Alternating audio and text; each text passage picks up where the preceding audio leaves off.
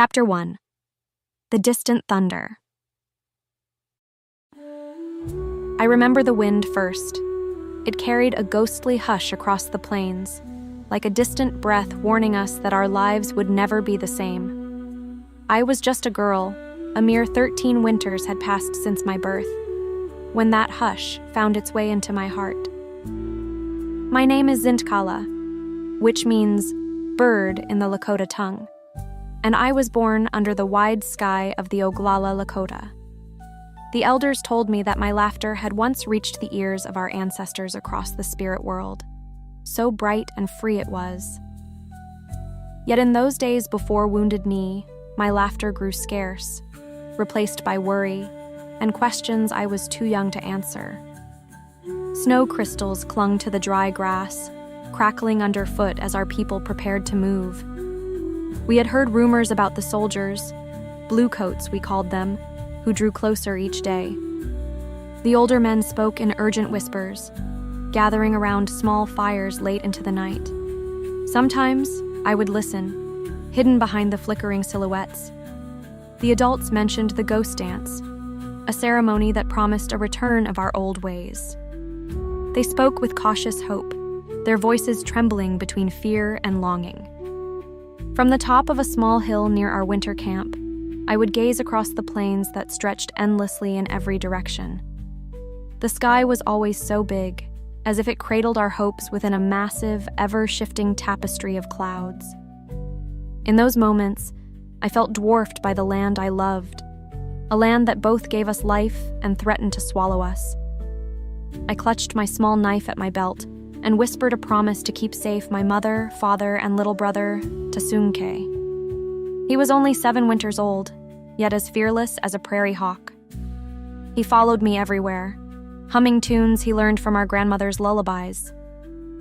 Despite the winter chill, the tension in our camp felt hot, like embers left smoldering. Chief Spotted Elk, who some called Bigfoot, and other leaders tried to steady our spirits, but the songs they sang at night carried an undercurrent of worry. One evening, I found my father staring at the stars in silence, his hand trembling around his pipe. I had seen many emotions in his eyes, pride when I learned to ride, joy when Tasunke was born. But that night, I saw a sadness that curled deep in his soul, hidden behind the reflection of starlight. He spoke softly, as though the wind might carry his words to unfriendly ears. Zintkala, our people walk on the edge between 2 worlds, the old ways and the new ways. We must hold to our traditions, but we must also survive. I knelt beside him, placing my small hand on his broad one. Father, what is it you fear? His jaw clenched, and for a moment, he was silent. I fear the thunder I see on the horizon, the kind that brings no rain but only destruction. We are surrounded, my daughter. My heart aches at what might happen to us. I wanted to tell him it would be all right, that the Great Spirit watched over us. But the words died on my tongue. That hush, that warning in the wind, seemed to echo all around, promising a storm that no prayer could hold back. When dawn broke the next day, I rose early and joined my mother to help her pack our meager belongings. Every step felt heavy, as if the ground knew we were leaving behind more than just footprints. Women and children shuffled around the center of camp, their eyes carrying worry and fatigue. Warriors kept a steady watch, scanning the horizon for the first sign of bluecoats. And still, the wind carried that same ghostly hush, the unspoken fear in every mother's soft commands, every father's stern gaze. It played on the edges of our thoughts, a lonely song with no chorus. Yet amidst the tension, a flicker of resolve pulsed through our people. We were Lakota. Strength and pride flowed in our veins. Even as a young girl, I could feel the spirit of my ancestors standing beside me, urging me onward. Near noon, as the sunlight broke through a hazy sky, I saw my brother chasing a stray dog through the snow. His laughter, high-pitched and unburdened, momentarily pierced the uneasy silence. I closed my eyes and held the sound in my heart. a reminder of something pure and untainted by worry. That was the last moment of genuine peace I would feel before the thunder came rolling in. For in the distance, beyond the hills and the icy creek, rumors of soldiers drew closer. Their footsteps were like the beats of an approaching drum, steady and unstoppable. My father's warning played in my mind. We are surrounded. Despite my trembling heart, I gripped the edge of my blanket and stood tall against the biting wind. We had no idea just how cruel that thunder would be, but I promised myself I would face it with all the courage my young soul could muster. Thus began my journey, a path marked by sorrow and blood, by courage and unbreakable bonds. In that hush before the storm, I could not imagine how deeply the coming tragedy would carve itself into my spirit. But the first shadows had already fallen, and the distant thunder was growing louder with each breath of wind. Chapter 2: Voices of the Wind. We traveled eastward under a pale winter sun, the sky veiled in a milky haze that muted our spirits. My mother clutched her shawl close, keeping my brother Tsunke in her sight. Father led our small family, his eagle-feathered hair dancing in the wind. Behind us, the ragged caravan of men, women, and children trudged through the snowdrifts, all seeking the same fragile promise of safety. I walked in the middle of the group, listening to the elders' hushed murmurs.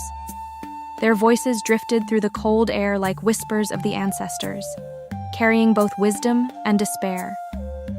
Some prayed aloud, calling upon the Great Spirit to protect us. Others simply stared at the horizon with empty, hollow eyes, their faith unraveling with each step. There was a heaviness in the air that clung to our lungs, making it difficult to breathe. At intervals, we stopped to rest. Children cried for warmth. Mothers rocked infants in their arms. The wind nipped at our skin, carrying the faint scent of burning wood from the distant encampments. I recall an old man. His name was Crooked Cloud, who had once served as a brave warrior in his youth. He slumped against his horse, coughing weakly into his hand. His cheeks hollowed by hunger and cold, he reminded me of a specter from stories meant to frighten naughty children. Even so, when our eyes met, he offered me a nod, as if to encourage me to keep walking. His silent strength touched my heart, and I thought, is this what remains of our warriors? Worn bones and coughing regrets? Still, his nod was all I needed to step forward again. By dusk, we reached a small clearing by a frozen creek. There, we set up a temporary camp. My father, along with other men, pitched tattered teepees against the icy wind. Women gathered what firewood they could find beneath the thin layers of frost and snow. We formed a circle of modest fires, and in that dance of flickering light, our faces looked like pale masks, each carrying its own private sorrow. A quiet meal was prepared, dried meat and whatever roots we managed to dig up. Food was scarce, but somehow, the small act of sharing brought a sense of unity to our desperate band. Around one fire, a mother tried to soothe her coughing child, singing a lullaby that I had once heard in my grandmother's teepee. The tune was haunting, a relic of happier times. I wanted to hold that melody in my heart forever, to keep it safe from the snow and wind and fear. That night, it began to snow more heavily. Fine crystals glittered like fragments of distant stars, swirling around me in a mournful dance. I sat outside our makeshift shelter, the cold biting my cheeks, and looked into the distance. My eyes found the shape of Chief Spotted Elk's shelter. A faint glow from inside suggested a gathering of the elders. I could almost feel their heartbeats, each one resonating with the burdens of a people on the brink. Suddenly, I heard my mother's voice calling for me. Her tone was sharp with concern. "Zintkala, do not wander too far," she said, brushing the snow from my shoulders. She wrapped her arms around me, and for a moment, her warmth cut through the icy air. I rested my head against her. "I'm sorry, Aina," I whispered, feeling like a child afraid of the dark. She just held me closer, her breathing unsteady. I sensed her tears more than I saw them, for in that moment, it felt as though all Mother's tears had found their way into the wind, carried on the breath of the plains. Once we returned to our shelter, my father came in, stooping to pass through the entrance. I could see the weariness carved into his face. He settled down beside us, tugging his blanket tighter around his shoulders. For a moment, we simply sat in silence, listening to the crackling of the small fire in the center. Then, quietly, he began to speak, his voice trembling with something deeper than cold. "Chief Spotted Elk. He says we should keep moving. The soldiers are close." My mother wiped a tear from the corner of her eye. "How soon?" My father shook his head. "Soon enough that we cannot stay here. We must press on at first light, or the bluecoats will catch us." My brother stirred from his restless sleep, blinking up at us. His small fingers curled around the edge of a worn buffalo robe. "Father, are the soldiers bad men?" he asked, his voice barely above a whisper. A pained look crossed my father's eyes. "They follow orders, Tasunke. Sometimes those orders hurt our people. We must be careful." The weight of those words pressed on my heart. I tried to imagine men who followed orders without listening to their own spirits. An image flickered through my mind. Faceless shapes in blue uniforms, moving like shadows across the snow. I shivered, swallowing the lump in my throat. Late into the night, the wind's howling seemed to speak, carrying the voices of our ancestors, those who had fought and bled for these lands. I wanted to cling to their courage, to believe that we could endure this trial. But there was a gnawing sense of dread deep in my stomach that would not be banished by wishful thinking. I lay down, hugging my brother close, and tried to sleep. Outside, the world was layered in cold and darkness, and I felt our hope ebbing away like the dying flames of our fire.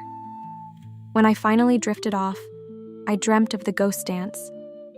My feet pounded rhythmically against the earth, kicking up dust that swirled like spirits. Faces, blurred yet familiar, formed a circle around me, all of them chanting, tears streaming down their cheeks.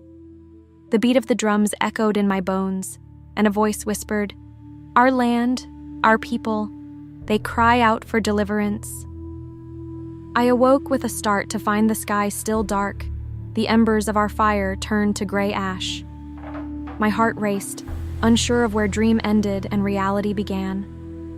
For a moment, I felt the presence of something divine, a fleeting assurance that though trials lay ahead, we were not alone. But as I looked at my slumbering family, the heaviness returned. Our journey was far from over. With each passing hour, the bluecoats drew nearer, and we were running out of places to hide. The voices of the wind continued to call out, bearing down with an ancient sadness. I wondered if it was truly the wind, or our ancestors, crying for what was to come. At dawn, we rose again. I shook the sleep from my eyes, tucked away my fear, and stepped into the cold, ready to follow my father's lead. We had no choice but to move forward, guided by a fragile hope that perhaps, somewhere along the road, the spirits would shield us from the looming darkness. We were Lakota, children of this vast, rolling land. And although we carried our fears like shadows, we also carried a fierce will to survive.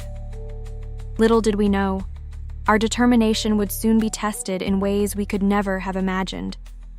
The snow fell heavier, the clouds pressed lower, and the storm that haunted our steps was about to break. Chapter 3. The Ghost Dance Echo. Snow fell in thick, drifting sheets as we pressed on.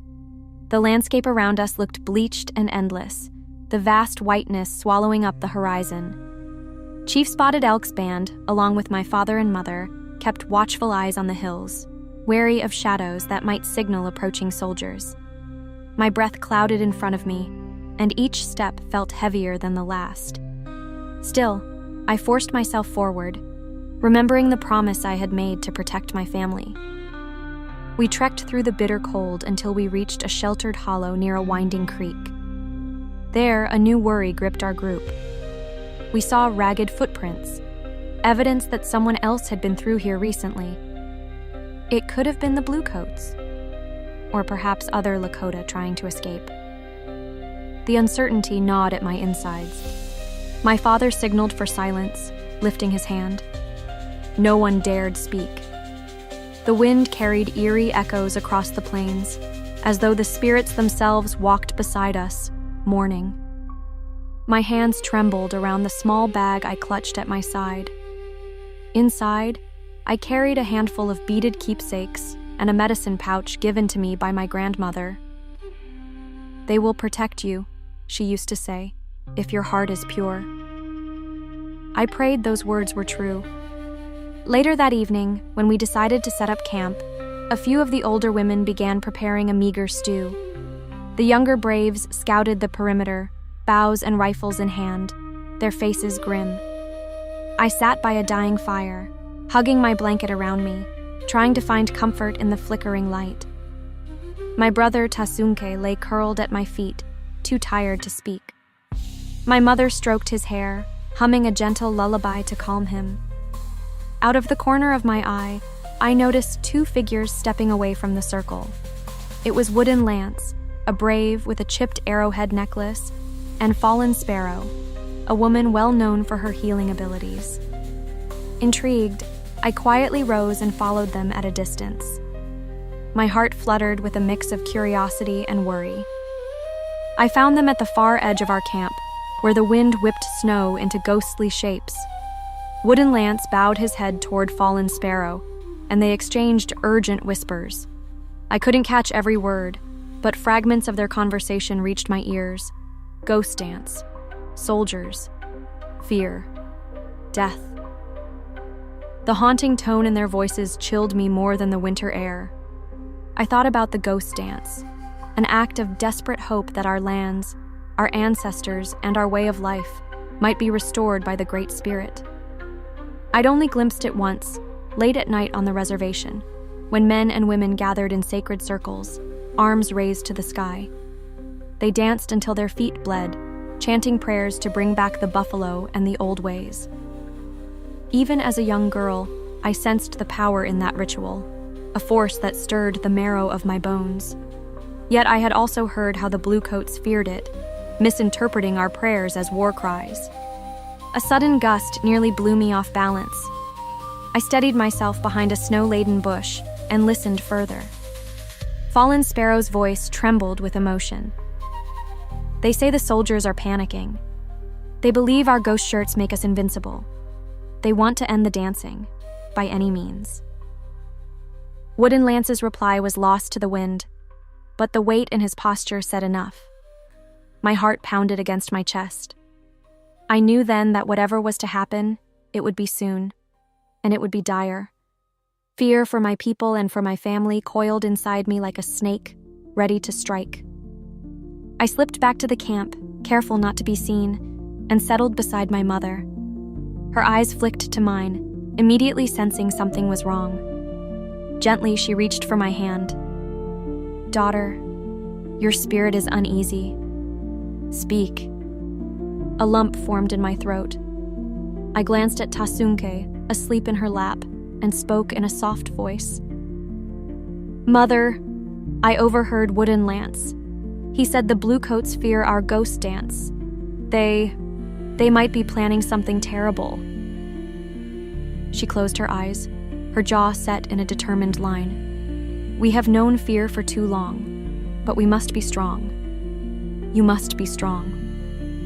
Tears threatened to spill down my cheeks. I clenched my blanket around me, recalling the dream I'd had of dancing Lakota, tears streaming down their faces as they pleaded with the spirits for mercy. Could the soldiers really think our prayers were a threat? When my father joined us, I could see the same worry reflected in his eyes. He held out a ragged piece of parchment, a note, hurriedly written in English. "One of the scouts found this," he explained. "It seems the Bluecoats are marching here. They believe we are preparing for war." A cold shudder ran down my spine. If the soldiers sought to stop us from dancing, from praying, they would come in force. My father wrapped an arm around me and my mother, and we stayed like that, a brief tableau of unity against the harsh winter. In that moment, the fire burned low, casting shadows across our faces. Perhaps, I thought, those shadows were a warning of things to come. Night blanketed the prairie once more, and the wind's moan became a mournful chant. Some in our group began to hum the ghost dance songs under their breath, as though trying to summon the courage of our ancestors. I recalled my grandmother's gentle hands guiding me through the steps, her voice trembling with the power of tradition and prayer. Finally, exhaustion overtook me. I lay down beside Tasunke and stared at the swirling flakes above. My eyelids grew heavy, thoughts drifting between hope and dread. The chant of the ghost dance echoed through my mind, blending with the howling wind in a sorrowful lullaby. As I slipped into restless sleep, a silent plea filled my heart. "Spirits, if you can hear us, protect our people. Do not let fear and misunderstanding blind those who come against us." I did not know then that my prayer, whispered into the cold night air, would go unanswered. That the darkness creeping over our fate was more relentless than any storm. But for now, I clung to hope, however fragile, believing that somewhere in the swirling snow, a spark of mercy still glimmered. We were Lakota. Our blood had survived generations of struggle on these sacred lands. Yet in the quiet hush of that night, the ghost dance echo resonated like a distant drumbeat in my heart, an omen of the tragedy rushing toward us with the unstoppable force of a winter gale. Chapter 4. Shadows Across the Snow. Morning arrived wrapped in a bitter chill. Our camp stirred with an unspoken urgency. There was no time for lingering. As I roused from fitful dreams, I found my mother already packing our scant belongings. A thin crust of frost clung to her hair, and in her eyes, I saw the steely resolve of a woman determined to protect her family. My father and the other men were exchanging grave looks near a small fire.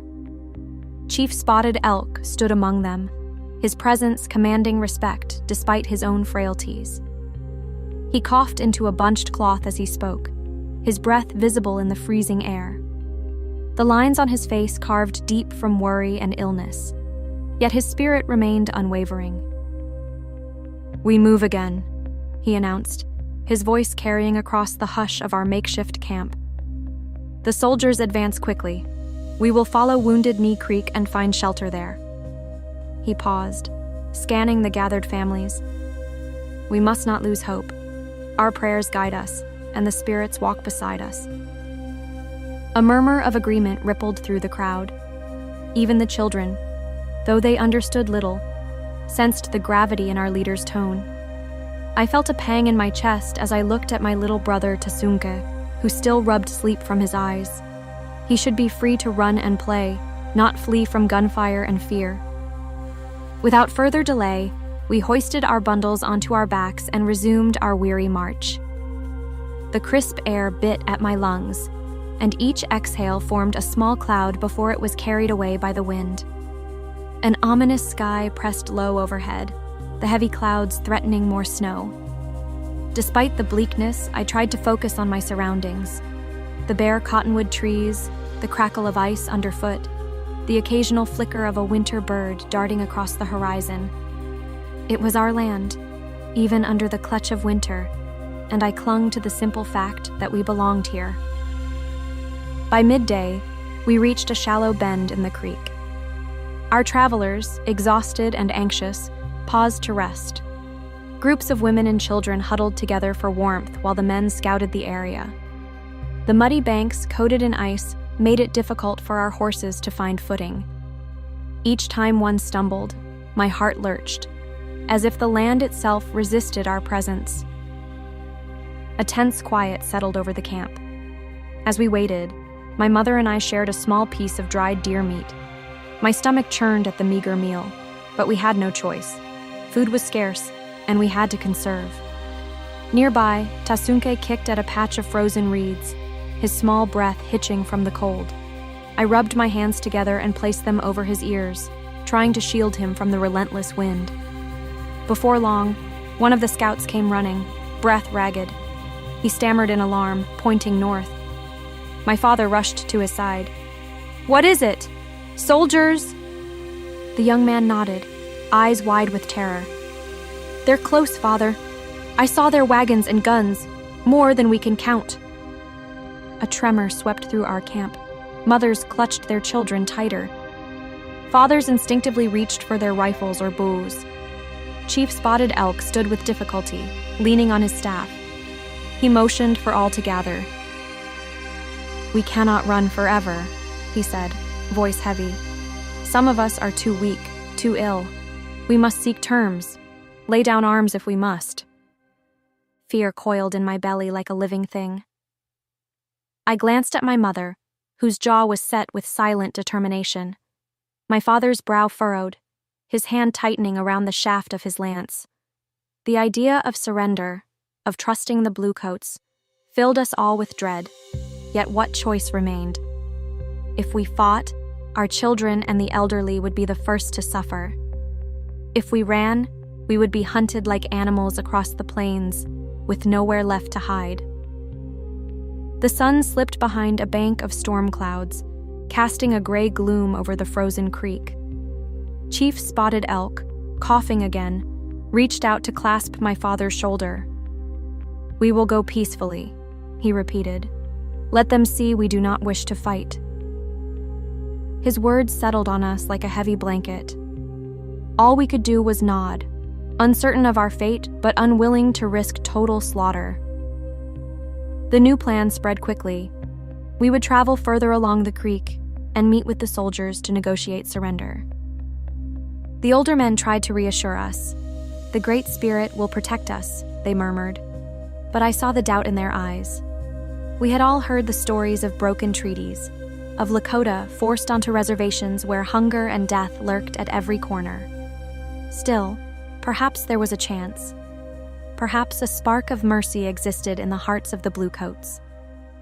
As twilight neared, we made camp near a shallow bend in Wounded Knee Creek, choosing a depression in the landscape that offered some shelter from the wind. This would be where we spent the night. A hush fell upon our people, a collective breath held tight. The sound of the creek running beneath thin ice was the only music to punctuate our dread. Near the edge of camp, a small group began the ghost dance, even though the rest of us were wary of fueling the soldiers' suspicions. Their movements were slow and languid, more reverent than celebratory. The dancers' arms lifted toward the darkening sky, beseeching the ancestors for intervention. Soft chanting rose in the still air, a plea for salvation, for the return of our bison herds, for peace beyond the anguish that bound us. Transfixed by the sight, I stood just beyond the firelight. Snow settled on my shoulders, mingling with tears I hadn't realized were slipping down my cheeks.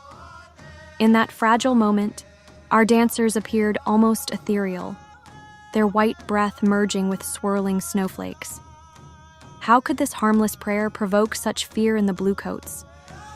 My heart twisted as I watched them, longing to join, longing to find solace in the dance. Yet a quiet, gnawing fear held me back. Behind me, my father's voice emerged in the darkness. "Come, Zintkala, it's best we stay close as a family." I turned to find him gazing at me with gentle concern. Nodding, I wiped my tears with the back of my hand and followed him to where Mother and Tasunke lay huddled. He draped an extra blanket over my shoulders. We settled down, our meager fire casting trembling shadows across our faces. Minutes stretched into hours as the darkness deepened, and the chanting of the ghost dance faded into the night. All the while, I heard my own heartbeat pounding. Tomorrow, we would face the Bluecoats. Tomorrow, we would attempt to surrender or negotiate terms. Tomorrow, the destiny of our people would be decided, either by words or by bullets. I closed my eyes, sinking into an uneasy slumber. My last thought was a prayer that the Great Spirit would guide our steps at dawn. The faint crackle of dying embers was the lullaby that carried me into the arms of restless dreams. I saw fleeting images of the ancestors, their faces streaked with tears, as if they already knew the horror that would unfold along that frozen creek. In that half-dream realm, I felt a warning ripple through my soul. The shadows across the snow were growing darker, and soon we would be plunged into a night no sunrise could chase away. Chapter 5. The Bloodied Dawn. Dawn broke with a grim hush. Lead-gray clouds choked the sky, and the wind that coursed over the plains bore an icy sting. We awoke to find that the bluecoats had arrived, forming a ring around our camp. Their uniforms stood out starkly against the snow. Horses stamped and snorted, their breath clouding in the sharp air, while the barrels of the soldiers' rifles glinted beneath the weak sun. Chief Spotted Elk struggled to stand. Despite his illness, he presented himself with dignity. Beside him, a few of our men stepped forward, hands raised to show they carried no weapons in aggression. I gripped Tasunke's hand, hiding behind my father's broad figure. My heart thundered so wildly that it drowned out nearly everything else. One soldier dismounted and approached. He wore a stern expression, his face as cold as the winter wind. The translator at his side called out, "You are under arrest. We will take your weapons." A ripple of alarm swept through our group. Mothers huddled around their children. Warriors bristled but held their tongues. We knew that resistance would mean death. Reluctantly, rifles, bows, and knives were surrendered. My father quietly removed the small hatchet from his belt, handing it over without a word. I watched as he clenched his jaw, a muscle twitching at his temple. Tasunke let out a small whimper, sensing the danger. We had been corralled into a circle near Wounded Knee Creek, the banks lined with swirling snow and ice. Soldiers posted themselves on small rises and behind wagons, rifles poised. Their cannons, or Hotchkiss guns, as I had heard them called, pointed ominously toward us. Even to my young eyes, it was evident we were surrounded by overwhelming force. Chief Spotted Elk tried to speak, his voice cracking with pain. "We come in peace.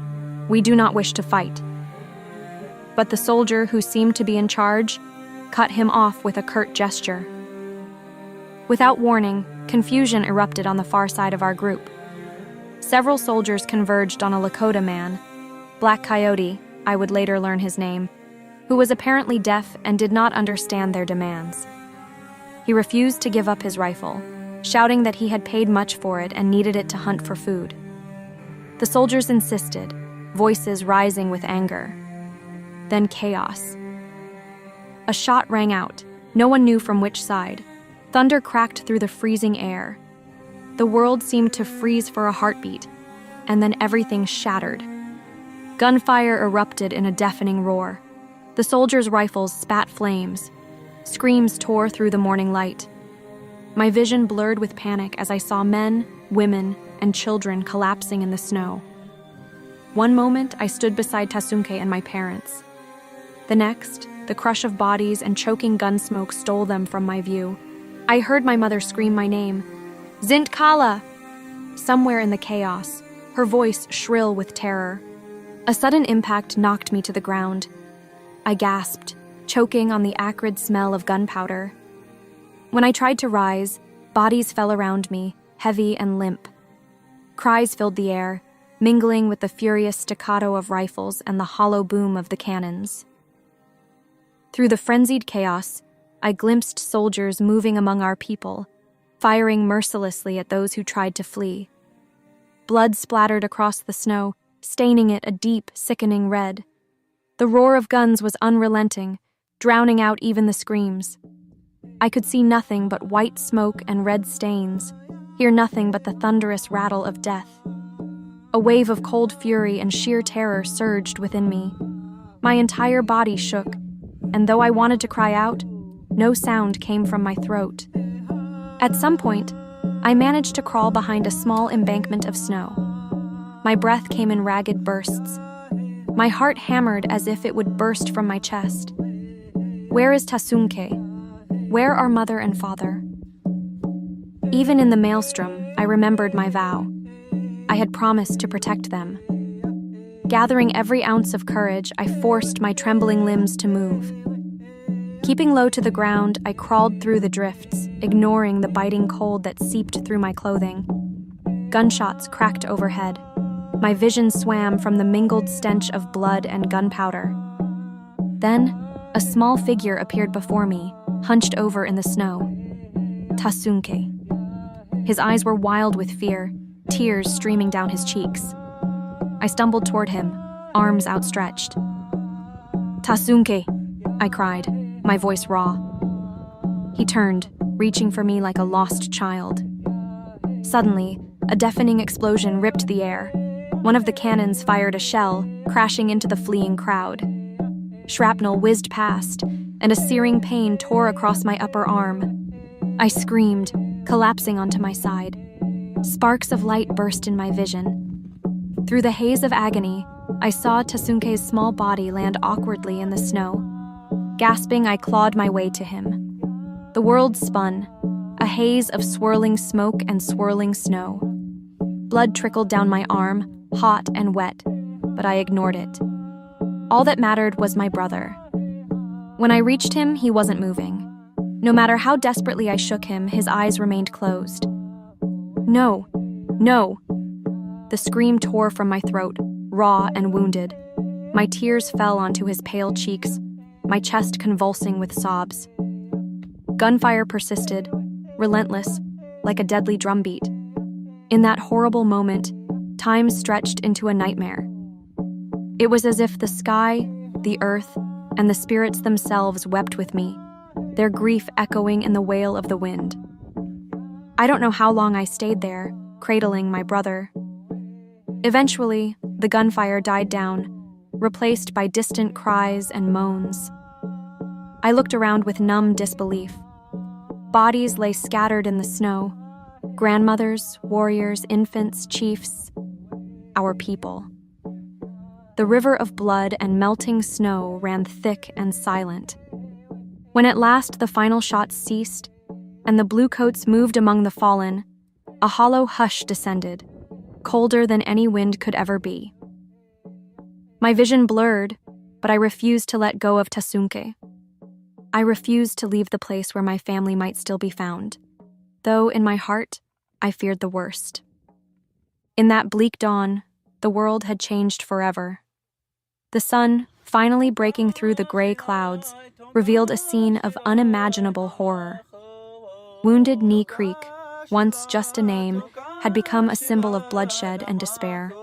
And I, Zintkala, once a girl full of laughter and hope, felt my soul shatter like glass beneath the boots of soldiers.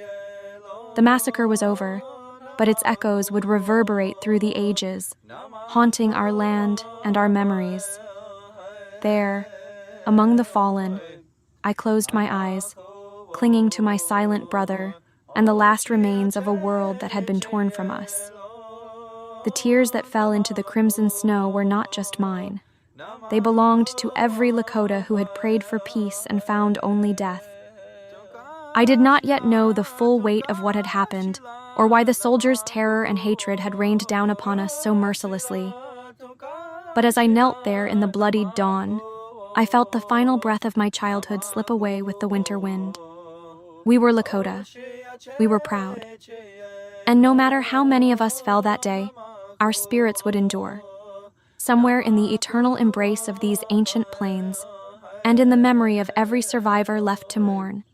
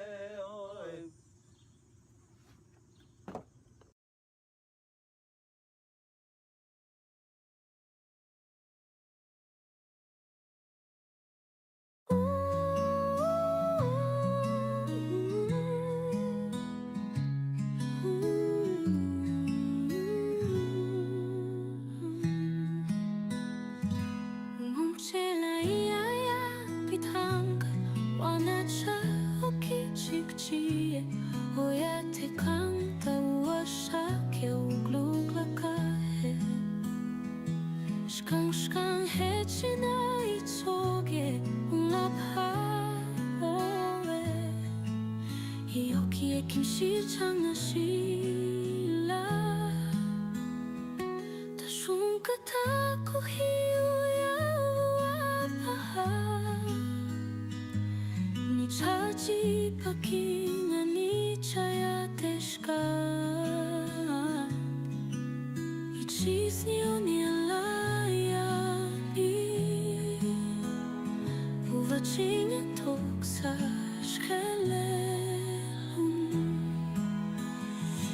Wanachayo mapio kichize Hokinya takuwa kangi chaglapi Vuve shakeli la vuksape Hetaku unkitawa waya unka wichoza He halkingang hepi ayapi Oyate king hengun Vuwachinyang telu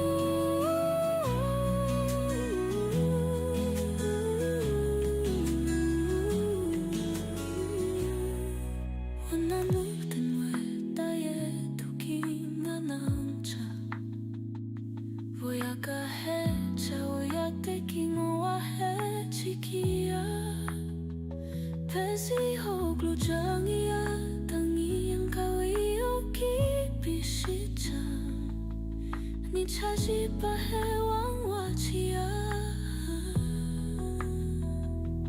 Voksape hesate vlobloka Wachiwa wangyang kehechapdu hayo Echena unchi bikingi chaglapi Hokshi chala elvu wachinya Wanachayo mapinga kichize Upinya takuwa kawi chaglapi Vuve shakeli la vuksape Hetaku unkitanga waya wanka wichoza He halkimang helpi ayapi Oyate king hea Vuwachinyang kanu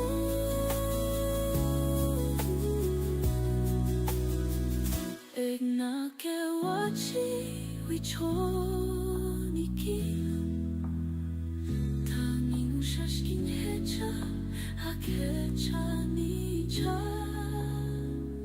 Tate king wachi laga Nicha ke king moi hasan laga Iyoki bishke leluncha Wanacha yumot biyoki chize Orpinya takuwa kangi chaglabi Hechelun buwach ni ngamni Vuvesha ke king lelia